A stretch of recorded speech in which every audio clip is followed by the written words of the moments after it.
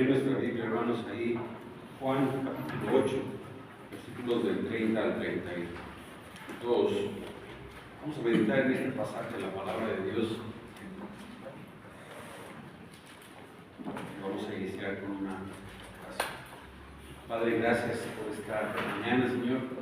Gracias porque te podemos alabar, Señor. Podemos reconocer que tú eres nuestro Dios.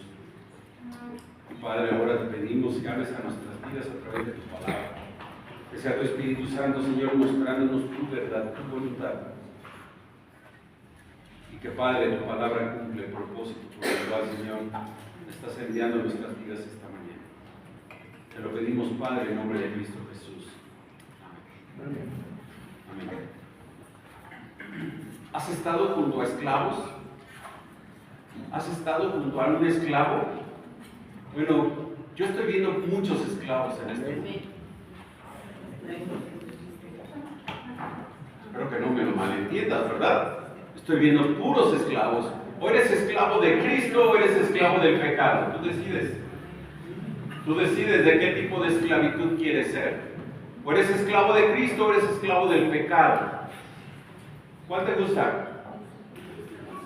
Bueno, Cristo, ¿no? Con nadie más que igual dijo Cristo. Yo espero que todos digamos Cristo. Yo quiero ser esclavo de Cristo. Yo quiero ser esclavo de Cristo. Bueno, o eres de uno o eres del otro.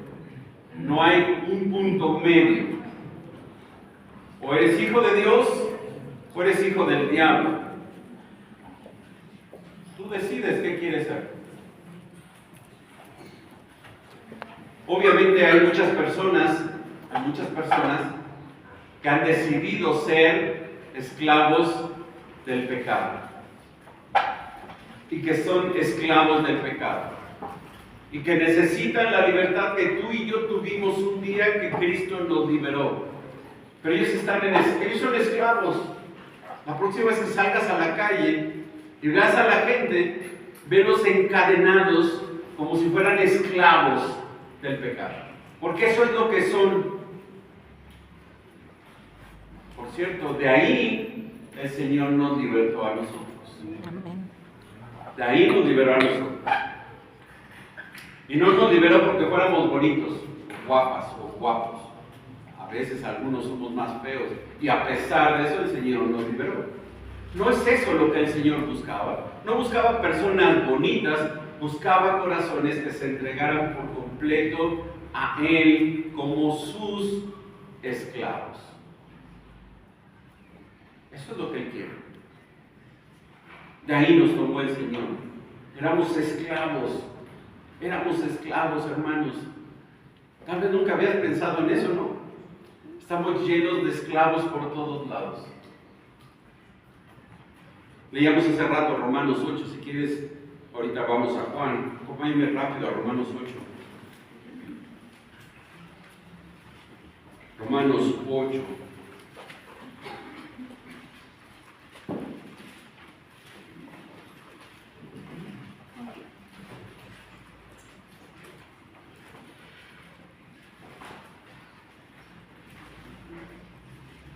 ¿Quieres hasta Romanos 8? Dice la palabra de Dios: ahora pues ninguna condenación hay para los que están en Cristo Jesús, los que no andan conforme a la carne, sino conforme al Espíritu, porque la ley del Espíritu de vida en Cristo Jesús me ha liberado de la ley del pecado y de la muerte. Éramos esclavos de la ley del pecado y de la muerte, pero ahora Cristo Jesús nos liberó de esa esclavitud. Era imposible por la ley, por cuanto era débil, dice, por la carne. Dios envió a su Hijo, quien condenó al pecado en la carne, para que la justicia de la ley se cumpliese en nosotros, que no andamos conforme a la carne, sino conforme al Espíritu. Los que andan, dice Pablo, los que son de la carne, piensan en las cosas de la carne. Esos son los esclavos del pecado. Solo piensan en las cosas de la carne. Pero los que han sido liberados del pecado, solo piensan en las cosas del Espíritu, porque el ocuparse de la carne es muerte. Pero el ocuparse del Espíritu es vida y paz. Mis hermanos, Dios nos ha liberado de esa esclavitud al pecado que antes era donde vivíamos. Y no podíamos escapar por nuestras fuerzas. No teníamos ninguna capacidad de hacerlo y tiene que venir Dios a liberarnos por medio de su Hijo Jesucristo. Imagínate todo lo que Dios hizo por ti y por mí. Y hoy somos libres de ese pecado, de la ley del pecado y de la muerte. Ahora que el creyente ya no piensa conforme a la carne, ya no vive conforme a la carne, porque ahora tiene al Espíritu de Cristo, y el creyente, el que ha sido liberado del pecado, tiene el Espíritu de Cristo, y el que no tiene al Espíritu de Cristo, dice Pablo, no es de Dios, no es de Él. Ya no vivimos conforme a la carne, queremos hacer morir las obras de la carne, y ahora vivir para Cristo, para Dios. Eso es lo que queremos hacer, o lo que deberíamos de querer hacer, aquellos que hemos sido liberados. Y de eso es de lo que Cristo va a hablar aquí en estos primeros versículos y los siguientes versículos después del 34. Pero hoy solamente vamos a ver hasta el 32. Ve conmigo allá a Juan 8:30. Y yo comenté la semana pasada que vamos a regresar al verso 30 el día de hoy. Porque creo que a veces pensamos que cuando Jesús hablaba la gente creía. Y ya, qué bueno, ¿no? Y parecería que a nosotros no nos pasa igual que a Cristo. Nosotros le hablamos a alguien y no quiere creer. Bueno, a nuestro Señor Jesucristo le pasaba exactamente igual que a nosotros. Había gente incrédula que a pesar de que aparentemente creían en Él, que es lo que dice el verso 30, al final no creían en Él. No creían en Él, y lo vamos a ver en un minuto más. 3 declaraciones que debes entender para conocer la verdadera libertad en Cristo. 3 declaraciones que debes entender para conocer la verdadera libertad en Cristo. Primero, debes creer y permanecer en Cristo. Segundo, debes conocer la verdad. Y tercero, debes comprender la verdadera libertad. De otra manera, hermanos, como que no alcanzamos a entender la dimensión de la libertad que Cristo vino a hacernos del pecado. Y por eso es importante este pasaje. Y por eso solamente hoy vamos a ver estos 3 versículos. Solo estos 3 versículos. Primero, primera declaración, debes creer y permanecer en Cristo. Verso 30 y 31. Dice, hablando de estas cosas, Jesús, y esto lo vimos la semana pasada, muchos creyeron en Él. Él les dijo que se iba a levantar. ¿Se acuerdan? Lo vimos la semana pasada, ahí en el verso 28. Cuando hayáis levantado al Hijo del Hombre, entonces conoceréis que yo soy. Pero al leer el pasaje que continúa, dice que muchos creyeron, pero si leemos un poco más abajo, parece ser que ellos no habían creído completamente. Que era un creer así superficial. Bueno, sí creo lo que dijiste, pero nada más. Porque Él les pone algo difícil, permanecer en sus palabras. Ya no es tan sencillo como creer solamente, ¿no? Levanta la mano y acepta a Cristo, y levanta la mano y acepta a Cristo, ya con eso. No, esto va más allá de solo levantar una mano y hacer una aceptación superficial.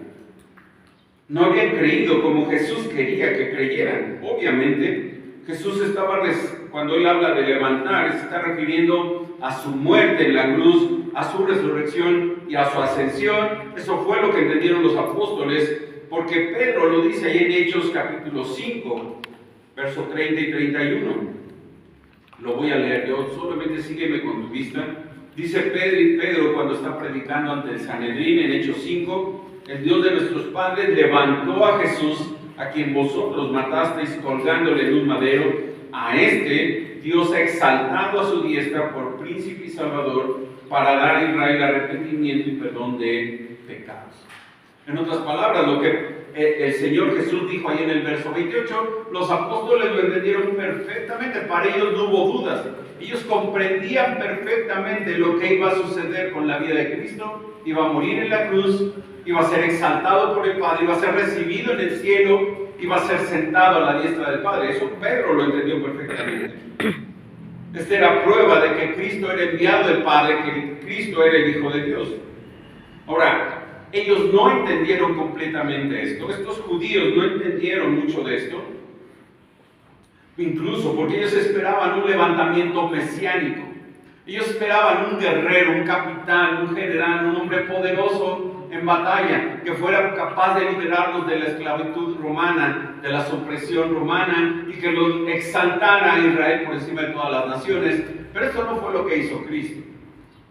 No tenía nada que ver con lo que Cristo vino a hacer en la tierra.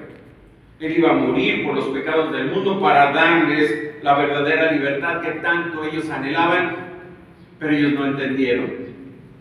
Ellos no entendieron eso.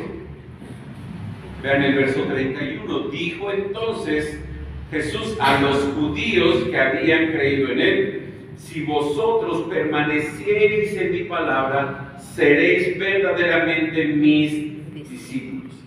Dice un comentarista, esta sección está dirigida a quienes creen, no a quienes no creen. Es interesante, ¿no? Dijo a los que habían creído en él. Esto es para los que creen, para los que quieren o toman una decisión superficial, pero tienen que tomarla. A ellos, a estas personas que se inclinaban a pensar que las palabras de Jesús eran verdad. Pero estas personas no estaban preparadas, dice el comentarista, para una lealtad de largo alcance que implica la verdadera confianza en él. Ellos querían creer, pero no querían involucrarse con él. Así yo creo que tú eres, pero hasta ahí dejamos el negocio. Más allá no queremos hacerlo. No queremos hacerlo. Hay que reconocer que la verdadera libertad, que la verdad está en Jesús, y que no hacer algo al respecto nos ubica como enemigos del Señor. Y mis hermanos, tú no puedes mantenerte neutral. No hay puntos neutrales, aquí no hay empates. O eres del Señor o eres del diablo. O le crees a Cristo y permaneces en su palabra, o no le crees a Cristo y estás fuera del reino. Tú decides. Pero no hay punto medio. No hay alguien que ponga un pie en un lado y un pie en el otro y diga, bueno, yo aquí me mantengo en equilibrio intentando sobrellevar la vida. No. O le crees o le rechazas. Y yo creo que los judíos que estaban ahí dijeron, a ver, eso es más complicado que nada más creer. Y es cierto, es cierto. Creer es el punto inicial del contacto con Cristo, pero la Biblia advierte que no toda la fe salva. Ve cómo Jesús va a describir a estos mismos judíos en el pasaje. Sigue bien con tu vista en Juan 8. Les dice que habían creído como esclavos del pecado, verso 34. De cierto os digo que todo aquel que hace pecado, esclavo es del pecado. Les declara como esclavos del pecado. No amaban en realidad a Jesús, verso 42. Si vuestro Padre fuese Dios, ciertamente me amaría, y les dice. Incluso todavía eran hijos del diablo. Vean ahí el verso 41 y el verso 44. Vosotros hacéis las obras de vuestro padre. Y verso 44. Vosotros sois de vuestro padre el diablo. Pues así como que muy creyentes, como que estos hombres no lo eran, ¿verdad? No lo eran. No lo eran. Rechazaban creer en él. Verso 45. A mí, porque digo la verdad, no me creéis, les dice el Señor. No me creen. Blasfemaban de él, verso 48. Le dice que tiene demonio. Le vuelven a repetir lo mismo en el 52. Ahora conocemos que tienes demonio. Buscaban matarlo, y esto ya lo habíamos visto al principio de la fiesta de los tabernáculos. Hermanos, estos no eran unos creyentes, ¿verdad? Como que no eran tan creyentes. Les faltó mucho para ser creyentes, y lo primero que les faltó es permanecer en su palabra. Es lo primero que dice Cristo ahí en el verso 31. Si vosotros permaneciereis en mi palabra. Pocos pasajes del Nuevo Testamento como este tienen una descripción tan completa de lo que es verdaderamente un discípulo de Cristo. Un discípulo de Cristo no solo cree, porque ya vimos todo lo que le pasa a los que solo creen, ¿verdad? No solo cree. Un verdadero discípulo de Cristo permanece en su palabra. Sí, el comienzo es cuando la persona acepta como verdadero lo que Jesús dice, que reconoce el amor de Dios, que sabe acerca del pecado, todo lo que dice acerca de la muerte y de la vida, pero un verdadero discípulo permanece en la palabra de Cristo. Y esto implica 5 cosas. Permanecer en la palabra de Cristo implica 5 cosas. Para los que están anotando, anoten. Para los demás, pongan atención, hermanos, y deberían de traer una libreta y una pluma y anotar. De paso doy el comentario. Primero, implica escuchar constantemente la palabra de Jesús. Implica escuchar constantemente la palabra de Jesús. Y mi hermano, no es leer una vez en la semana, el domingo. Porque imagínate que solo comieras el domingo y una ensalada de lechuga sin proteína. Y no vuelves a comer hasta el siguiente domingo una ensalada de lechuga sin proteína. ¿Quién va a aguantar? Nadie. Ya hoy en la noche empezarías a que tu estómago te empieza a pedir alimento. Y no podrías resistir sin alimento. Pero muchos hacen eso. Muchos se dicen discípulos de Cristo y ni siquiera ven su Biblia en la semana. Y no voy a poner en evidencia a nadie, pero a mí me pasaba cuando era niño. Llegaba el domingo de la iglesia, ponía mi Biblia en algún lugar. Domingo siguiente le decía a mi mamá: mami, ¿dónde dejé mi Biblia? Porque no la encontraba. ¿Qué significaba, hermanos? Pues que toda la semana ni me había acordado de la Biblia, ni de leer, ni de nada. Se dice de un predicador escocés que cuando estaba predicando se detenía de cuando en cuando para escuchar una voz, para escuchar la voz de Dios. El cristiano es una persona que está escuchando la voz de Jesús toda la vida y que no tomará ninguna decisión hasta que escucha a su Señor decir qué debe hacer. Ese es un verdadero discípulo. Cuando tú tomas una decisión y no escuchaste a Cristo, tú eres tu Señor. Y Él no es tu Señor. Cualquier decisión, hermano, obviamente ponerte zapatos blancos, rojos, verdes, negros, eso no. Tomar decisiones en la vida tienes que escuchar a tu Señor antes de tomar. Segunda implicación, implica aprender constantemente de Cristo. El discípulo, la palabra en griego es matetes. El discípulo es literalmente un aprendiz. Esto es lo que quiere decir la palabra en el idioma original. El cristiano tiene que estar a los pies de Cristo aprendiendo de Él día tras día. ¿Se acuerdan de Marta y María? Marta afanada con los quehaceres. Yo me imagino a muchos de nosotros afanados con el trabajo, la escuela, la casa, los hijos, el marido, el perro, el perico, y todo tiene importancia. Y lo último que nos acordamos es ser María. Sentarnos a los pies del Señor a escuchar y aprender de Él. Eso hace un verdadero discípulo. Aprende de su Señor. El cristiano tiene que estar ahí, sentado a los pies de Él, todo el tiempo que sea posible. Tercero, implica penetrar constantemente en la verdad que se encuentra en las palabras de Jesús. Nadie puede decir que entiende todo lo que el Señor enseña en su palabra, ¿verdad? No hay nadie, hermano. No conozco a uno que diga: yo ya me la sé toda y no necesito seguir estudiando. No. Nadie puede hacerlo. Tenemos que leer una y otra vez la palabra de Dios al grado de que llegue a saturar nuestra vida el conocimiento de Dios y de su palabra. Hay un libro que voy a recomendar a mis hermanos varones después, pero en el libro se habla de un general. Este general estaba en la Segunda Guerra Mundial, en tiempos de la Segunda Guerra Mundial, pero desde muy joven, desde los 18 años, él decidió delante de Dios que iba a leer su Biblia todos los días de su vida. Y entonces él leía, escucha, 2 veces el Antiguo Testamento al año y 4 veces el Nuevo Testamento al año. 4 veces al año el Nuevo, 2 veces el Antiguo Testamento. 40 años que estuvo como soldado, leyó la Biblia y era un general importante en la Segunda Guerra Mundial. 40 años después, imagínate lo saturada que estaba su mente y su corazón de la palabra de Dios, al grado que sus historiadores, sus biógrafos, dicen que sus conferencias, sus pláticas, lo que él hacía como general del ejército, estaba impregnado de la palabra de Dios. Imagínate, 40 veces el Nuevo Testamento durante 40 años, 160 veces leídas el Nuevo Testamento. Y tú no puedes con una en un año. 160 veces. 80 veces el Antiguo Testamento. ¡Wow! Yo la primera vez que leí el testimonio dije, no, ese hombre no es real, no existe.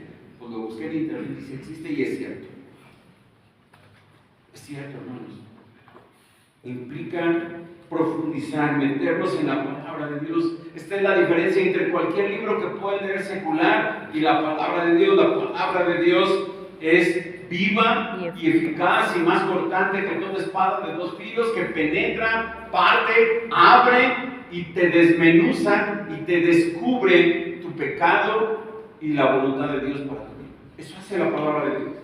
Permanecer fieles en la palabra de Dios, tenemos que estudiarla constantemente, pensar en lo que Cristo dijo hasta apropiarnos de todo lo que esto significa. Y mis hermanos, cada vez que yo voy a la palabra y me pongo a estudiar algo, digo, esto no lo sabía. ¿Pero cómo que no lo sabía si ya lo había preparado? Pues no lo sabía. Y vuelvo a aprender, y vuelvo a aprender, y vuelvo a aprender. Eso significa que la palabra de Dios está que viva. Amén. Viva. 4. Implica obedecer constantemente la palabra de Dios.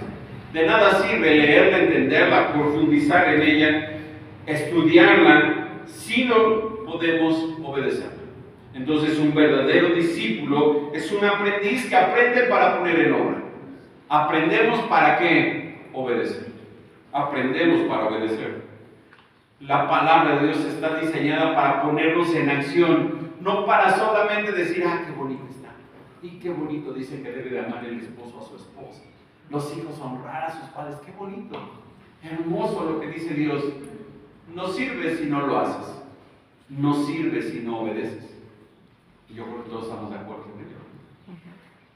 Implica entonces obedecer la palabra de Dios. Y por último implica permanecer en las palabras de Jesús. Permanecer. La palabra en griego es menón. Es un verbo que puede significar quedarse en un lugar, en un estado, en una relación, esperar, hacer una escala, por ejemplo, hacer una escala de avión, sería permanecer, morar, durar, permanecer, perseverar, persistir, quedar, retener, vivir. ¿En qué? En las palabras de Jesús. No hay más, hermanos, no hay nada más que importe para el discípulo que conocer las palabras de su maestro. Mirad, a veces pensamos que el Señor les dio clase a los discípulos, ¿no? A ver, muchachos, a ver, discípulos, Mateo, cállate. A ver, siéntense, ahí les va. Primero, la oración es no. Así no fue. Él oraba y ellos veían y aprendían a orar como él. Nunca lo pudieron imitar. Nunca pudieron hacerlo como él lo hacía, pero aprendieron a hacerlo como él lo hacía.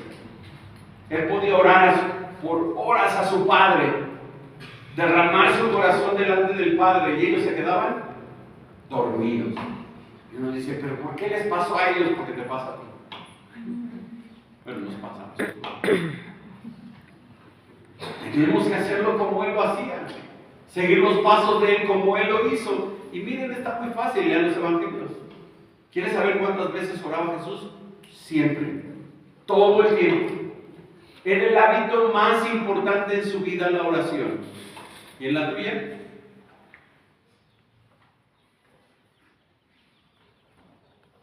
No, tengo mucho trabajo, pastor.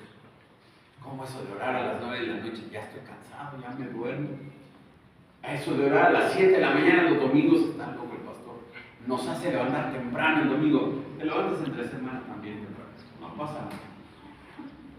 Un verdadero discípulo permanece en las palabras de Jesús. Está tan dispuesto a estar que renuncia a todo por estar delante de él. ¿Te acuerdas de María y Marta? María renunció a todo por estar a los pies de Cristo. Para ella era lo más importante en su vida. Un creyente, un discípulo debe perseverar en las palabras. de Cristo. Dice un comentarista, la obediencia es lo mismo que permanecer en la palabra. ¿Tú quieres ser un discípulo de Cristo? Obedece la palabra de Dios. Obedece la palabra de Dios. Vean el verbo: si vosotros permaneciereis en mi palabra, seréis verdaderamente mis discípulos. Jesús no les estaba diciendo el requisito para ser un discípulo. En su lugar, él declara: la verdadera naturaleza del discípulo consiste en la continua obediencia a la palabra de Dios. Un verdadero discípulo se caracteriza porque es fiel y obediente a la palabra de Dios.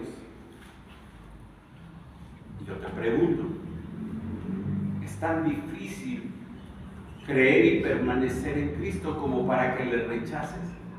¿O es más fácil aceptarlo por lo que implica ser su discípulo? A veces quisiéramos definir los términos aquí muy claros, hermanos, pero un genuino creyente es un verdadero discípulo. Un verdadero discípulo es un genuino creyente.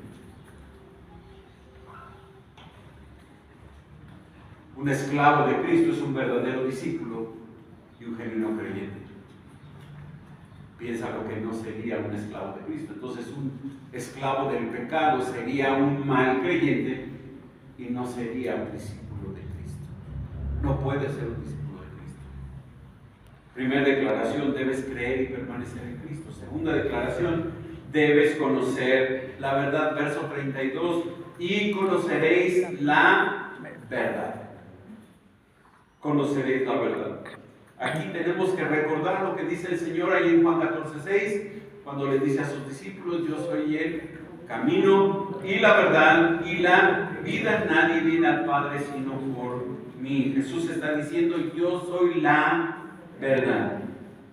Yo soy la verdad. Jesús es la encarnación misma de la verdad. Es la verdad en persona. Él nunca fue capaz de expresar una sola mentira. Todas sus palabras son verdad. Todas ellas. Todas ellas.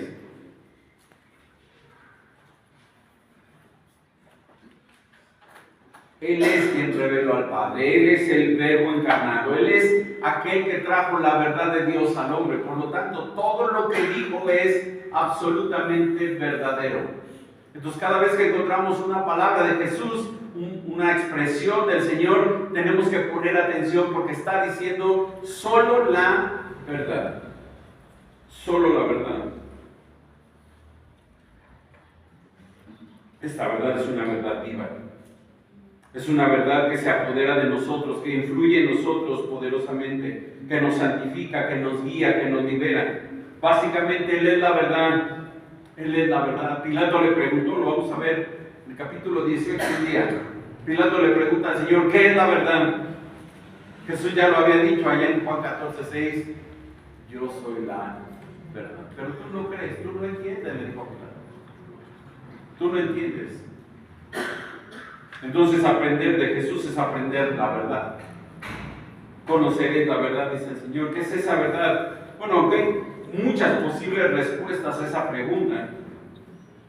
La que abarca más podría ser que la verdad nos trae la vida de Jesús, que nos muestra los verdaderos valores de la vida. Repito, la verdad que nos trae la vida de Jesús, que nos muestra los verdaderos valores de la vida. Muchas personas dudan de su existencia. ¿A qué vine a este mundo? ¿Para qué estoy aquí? ¿Por qué me tuvieron mis papás si no me quieren? A los jóvenes sufrientes. Es que si no me quieres, ¿para qué me tuviste? Yo no te pedí venir al mundo. ¿Han escuchado eso de novela de Televisa, no? Bueno. Cuando vemos a Cristo, vemos las cosas que son importantes y las que no son importantes. No importa quién eres tú, lo importante es quién es Él. No importa si tú te sientes bien o mal con tu vida, lo importante es que Él te conozca a ti.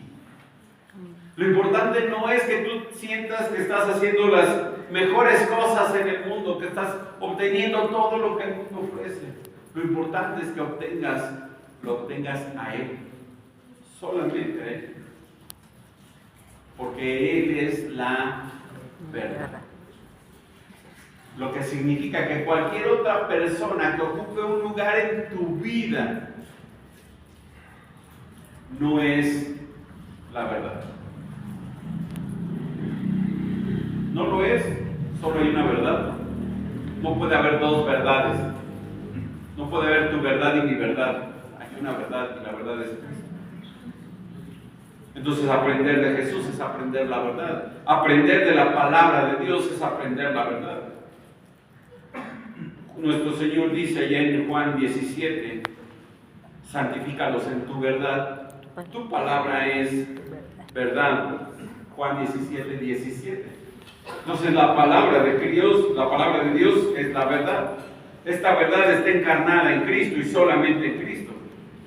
La palabra del Padre que ha sido dada a los discípulos debe ser fuente de verdad para estos hombres cuando Cristo ya no esté con ellos en persona. Esa palabra de Dios es la verdad y esa palabra de Dios es totalmente infalible. Mi hermano, tú puedes revisar la Biblia, revísala con cuidado, revísala, intenta encontrar una falla en ella y vas a descubrir que la falla está en ti, no en la palabra de Dios, porque la palabra de Dios es infalible. Sin ella es imposible que Dios obre en nuestras vidas el proceso de santificación. Mi hermano, necesitamos llenarnos de la palabra de Dios, aprender de la palabra de Dios. En ellas Cristo, la verdad encarnada, se revela. En ellas Dios, que es verdad, se revela. En ellas el Espíritu Santo nos enseña la verdad a los creyentes.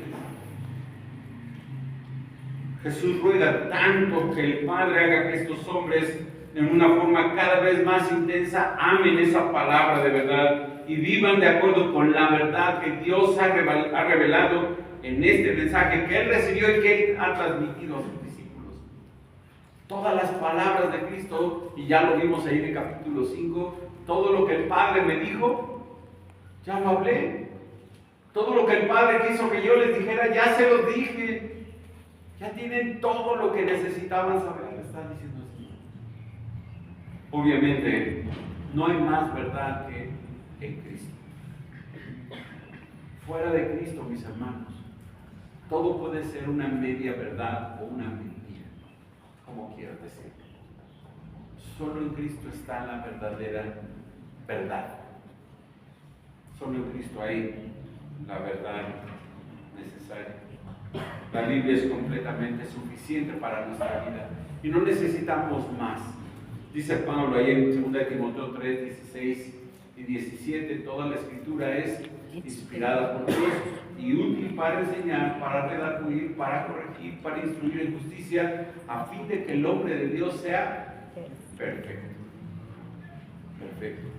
Enteramente preparado para toda buena obra. No solo tenemos la verdad encarnada en Cristo, tenemos la verdad revelada en su palabra. Y mi hermano, así como tú no puedes tomar una decisión sin consultar a tu Señor Jesucristo, no puedes tomar una decisión sin consultar la verdad revelada de Dios en su palabra. Tú no puedes decir, bueno, yo voy a hacer de mi vida lo que yo quiera.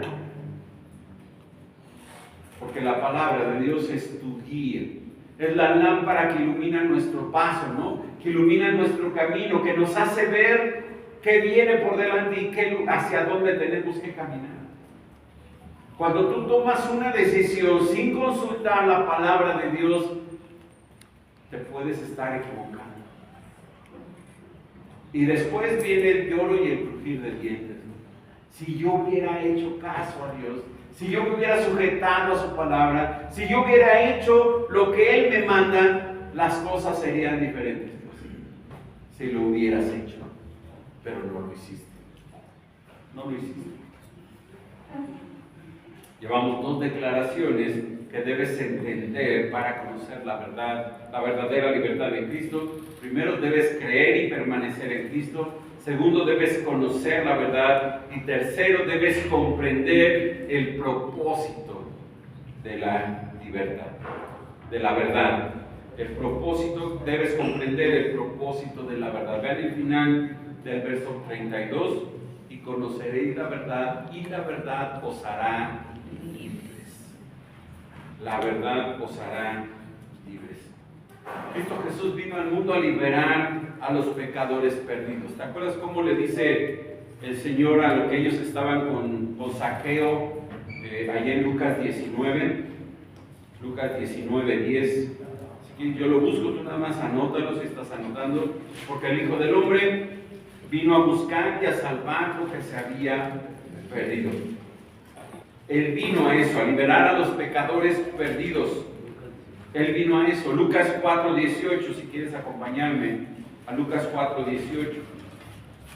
Está en la sinagoga de Nazaret, en el pueblo que lo vio crecer, y dice allá en la sinagoga, verso 18, Lucas 4:18, el Espíritu del Señor, está leyendo Isaías 61, el Espíritu del Señor está sobre mí, por cuanto me ha ungido para dar buenas nuevas a los pobres, me ha enviado a sanar a los quebrantados de corazón, a pregonar libertad a los cautivos y vista a los ciegos, a poner en libertad a los oprimidos, a predicar el año agradable del Señor.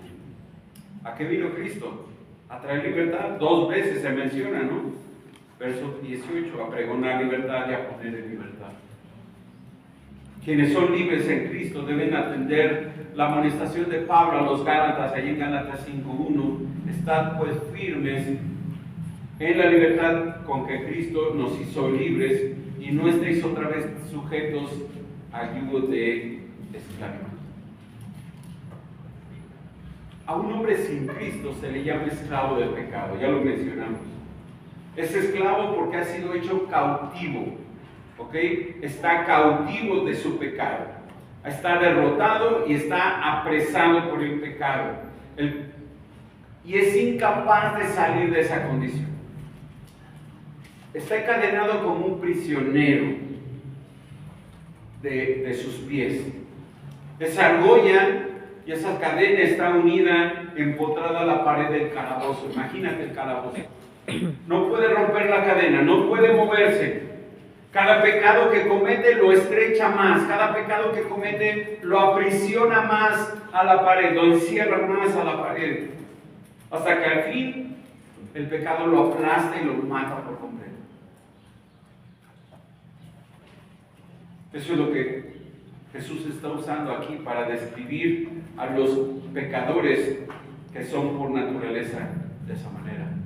Son esclavos del pecado y Él tiene que venir a liberarlo, porque Él mismo por sí solo no se puede liberar de esa esclavitud. Los judíos se consideraban libres.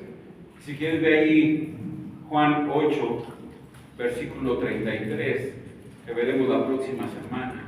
Los judíos, estos que habían creído en Él, le responden: linaje de Abraham somos y jamás hemos sido esclavos de nadie. Ellos se consideraban ¿qué? Libres. Libres. En realidad son esclavos sin libertad, son prisioneros en cadenas, y sus cadenas es el pecado. El pecado. Y no pueden zafarse. Y cada vez que pecan, el pecado los aprieta y los agobia cada vez más. Son enemigos de Cristo, son carentes de libertad, no tienen ningún privilegio, no tienen nada a su favor, no puede disfrutar de la libertad que tiene un hijo del amo, no puede hacerlo. Puede ser vendido en cualquier momento, puede ser quitada su vida en cualquier momento y no tiene derecho a reclamar nada, simplemente está sujeto a esclavitud. Ya había mencionado esto en algún otro momento. Un esclavo no tiene ningún derecho. Pero es que yo soy esclavo de Cristo.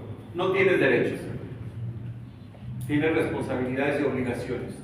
Y tu principal obligación y responsabilidad es obedecer a tu Señor. Y ya. Pero es que yo debería de tomar, no tomas decisiones. Los esclavos no deciden, los esclavos obedecen. El esclavo no podía sentarse si el amo no lo dejaba. El esclavo no podía comer si el amo no le daba permiso de comer. El esclavo no podía dormir si el amo no le daba derecho de dormir. El esclavo no podía mover un dedo si el amo no lo obligaba a hacerlo. Ese es un esclavo.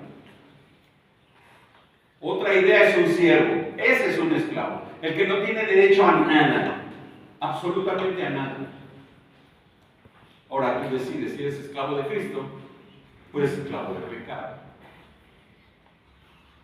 Los judíos decían que ellos eran hijos de Abraham, que ellos eran libres. Pero en realidad, si el Hijo de Dios no los hace libres, no pueden ser realmente libres. No pueden. No pueden. Siguen siendo esclavos del pecado. Siguen siendo esclavos del pecado. El discipulado nos da 4 libertades. Primera, nos trae libertad del miedo. Libertad del miedo. ¿Cuántas veces tienes miedo todos los días? Es que si me muero.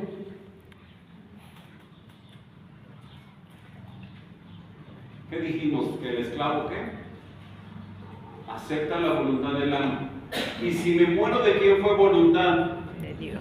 De mi amo. Y si él me quiso matar, ¿yo qué digo? No, no me mates, yo quiero vivir más tiempo. ¿Tú quién eres? Tú vas a decir, yo soy tu Señor, yo soy tu amo. Yo decido en tu vida, tú no tienes derecho de decidir. ¿De qué tienes miedo? De enfermarte. Tu amo decide si te enfermas o no te enfermas. Es que tengo miedo de perder a mi familia. Tu amo decide, tú no decides. Es que si me quedo sin nada y pierdo todas mis cosas, aquí es Job. ¿Qué puedes hacer? Aceptar la soberanía de tu Señor. No hay miedo, hermanos. Se acabó el miedo. ¿Miedo a qué? Y si alguien tiene dudas, acérquese y me diga, pastor, yo tengo miedo a esto. ¿Miedo a qué? A un virus, a una pandemia como en el 20. Una pandemia que nos vuelve a encerrar en casa.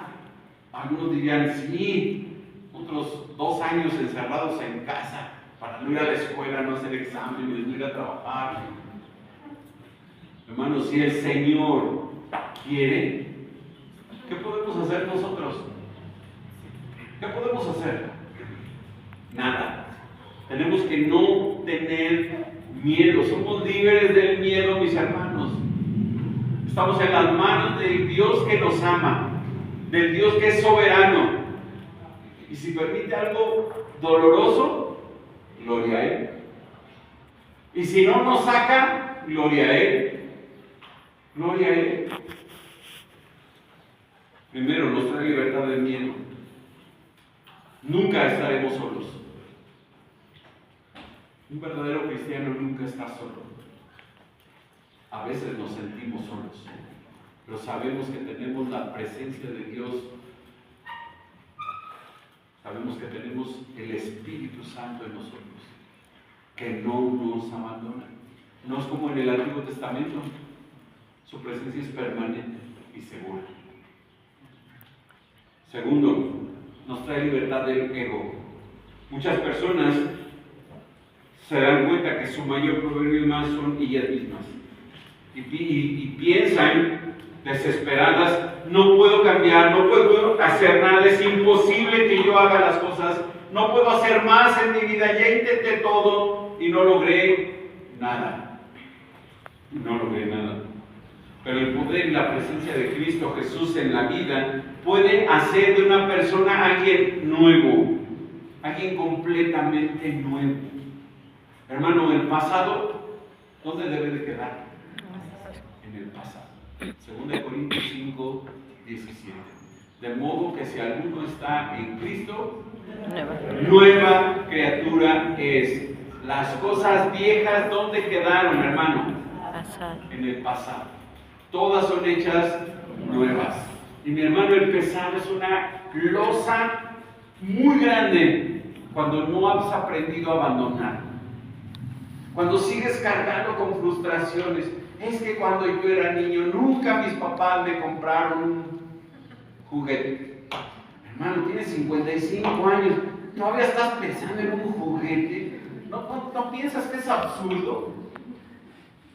¿Y cuánta gente no conoces que trae una losa pesada de su pasado? Es que si mi mamá un día me hubiera dicho que me quería mucho, yo sería feliz. Ya eres una mujer de 80 años, ¿no estás pensando en tu mamá? Ya eres abuela y sigues pensando en que tu mamá no te dijo algo.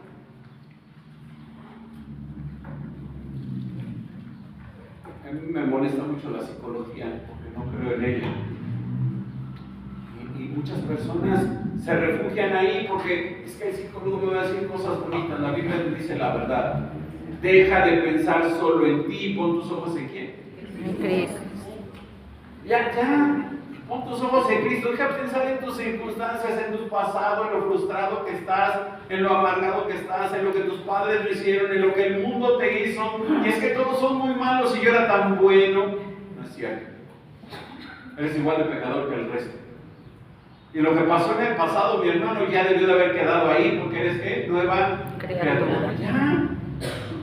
Deja de pensar en eso, deja de amargarte por eso.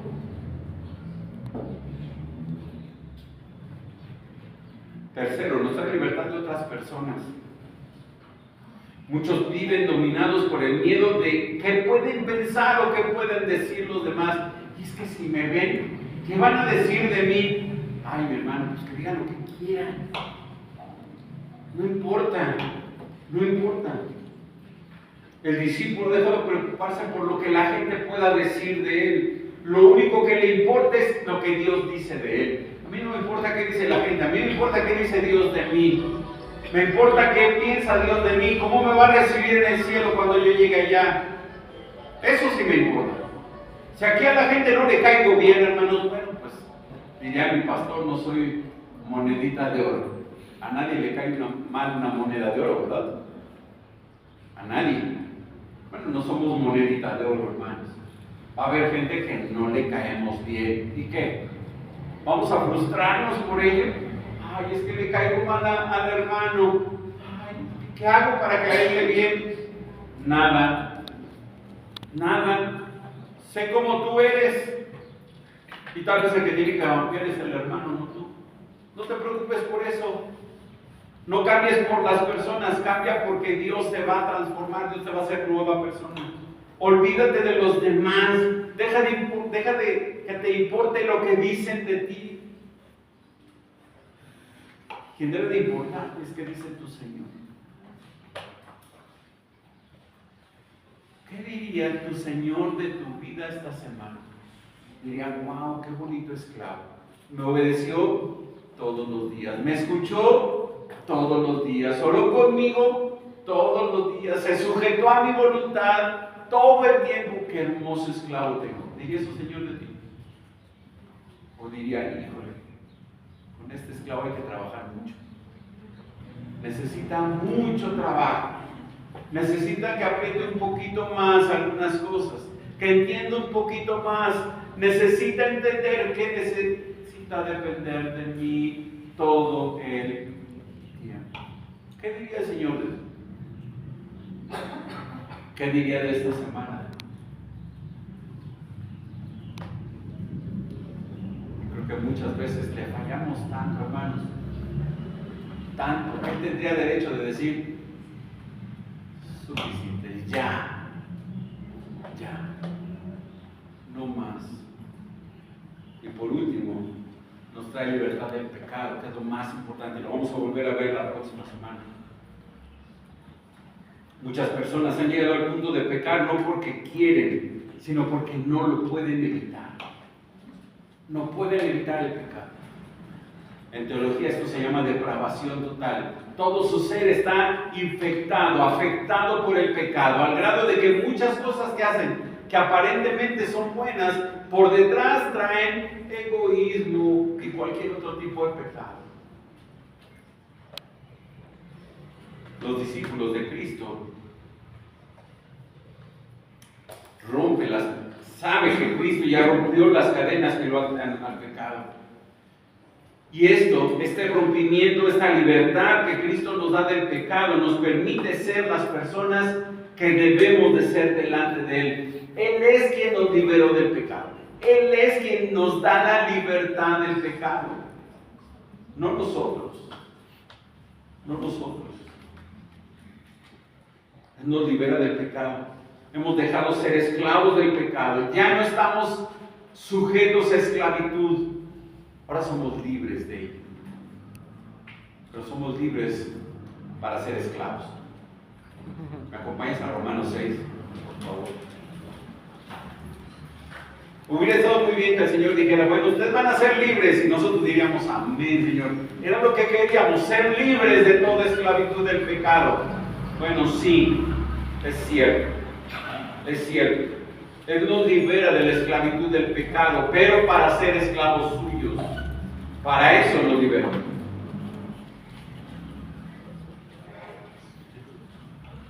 Vean,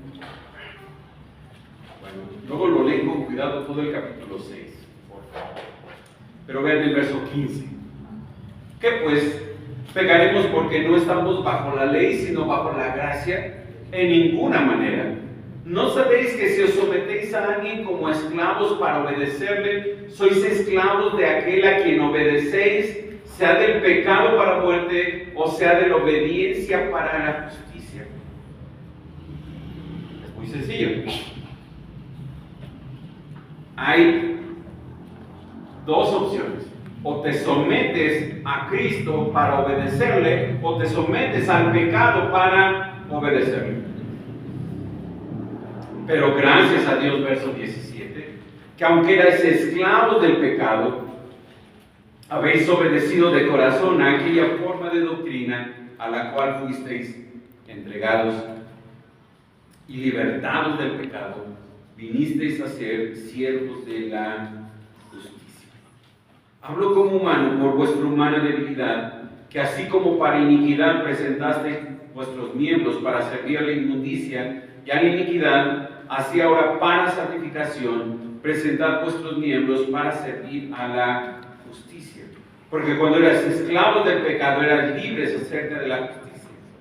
Pero qué fruto teníais de aquellas cosas de las cuales ahora os avergonzáis, porque el fin de ellas es muerte.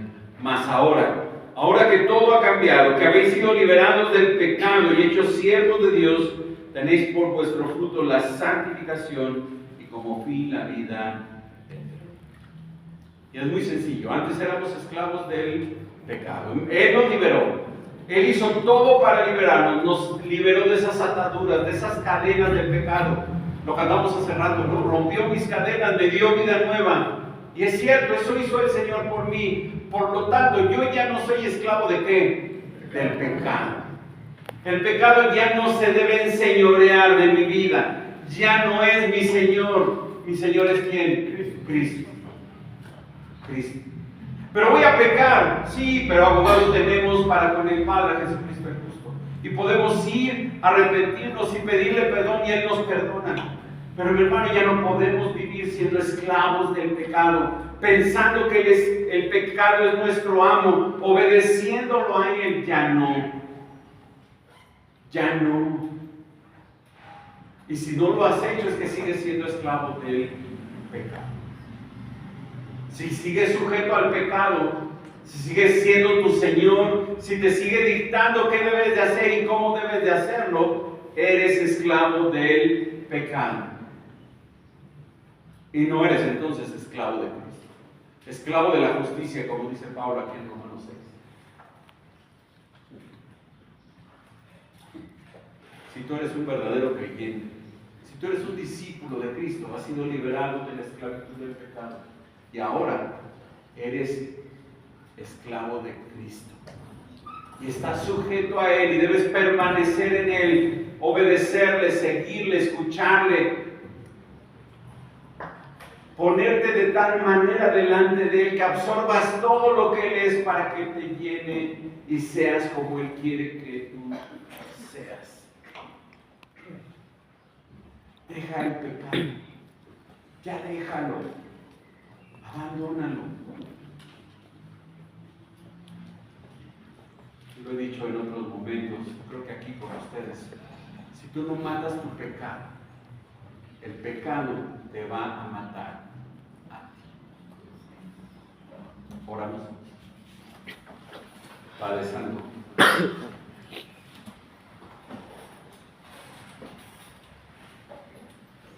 venimos delante de ti, Señor, para suplicar perdón. Te pedimos perdón, Padre, porque aún sabiendo hacer lo bueno, Señor, no lo hacemos.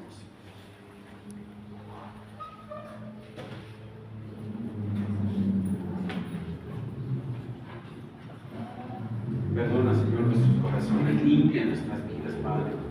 Quita todo aquello, Señor, que nos hace pecar de nuestras mentes, de nuestro corazón, Señor.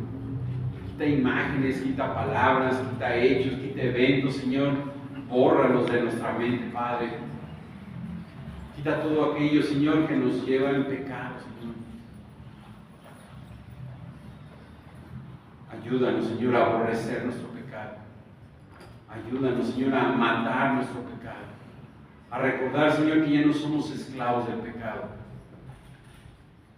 Que el pecado no debe de ser nuestro Señor.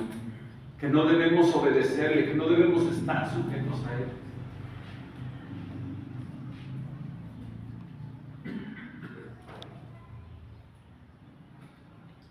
Tal vez, Padre, hemos luchado por años con algún pecado.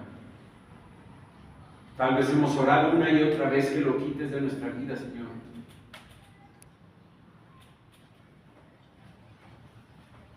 Pero ahora, Padre, queremos venir delante de ti como esclavos de Cristo, suplicando, rogando que quite todo aquello que nos estorba, todo aquello que estorba ese proceso de santificación en nuestras vidas, que quites todo aquello, Padre, que te deshonra. Quítalo, Señor.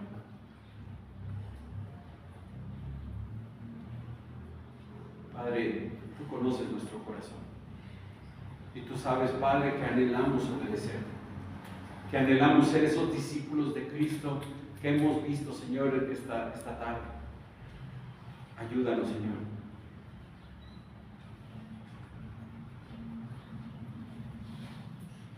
Que podamos permanecer en su palabra y ser verdaderamente sus discípulos. Que podamos conocer su verdad, para que esa verdad, Señor, nos haga libres y nos quite todo ese tipo de pensamientos, de ataduras, Señor, que hay en nuestras mentes, que no nos permiten, Señor, disfrutar de la libertad que ahora tenemos en Cristo. Disfrutar de obedecerte, Señor, en todo momento. Disfrutar, Señor, para agradarte en todo momento. Disfrutar, Señor, de esa relación que hoy tenemos contigo, que tal vez no hemos aprendido a disfrutar, Señor, por tener tanto en nuestra mente y en nuestro corazón que nos aleja de ti. Mi Padre, si aquí hay todavía alguien que sigue esclavo, Señor, de su pecado, que tal vez no ha entendido, Señor, que tal vez no ha observado cómo el pecado se enseñorea de él, pedimos, Señor, que tengas misericordia.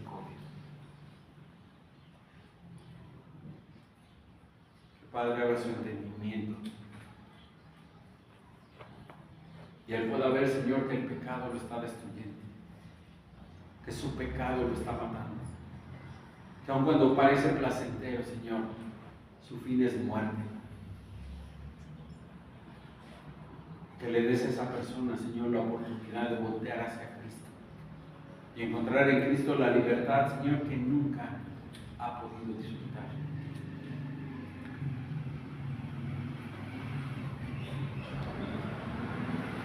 Padre, gracias por tu palabra, Señor. Gracias por la libertad, Señor, que hoy tenemos en ti.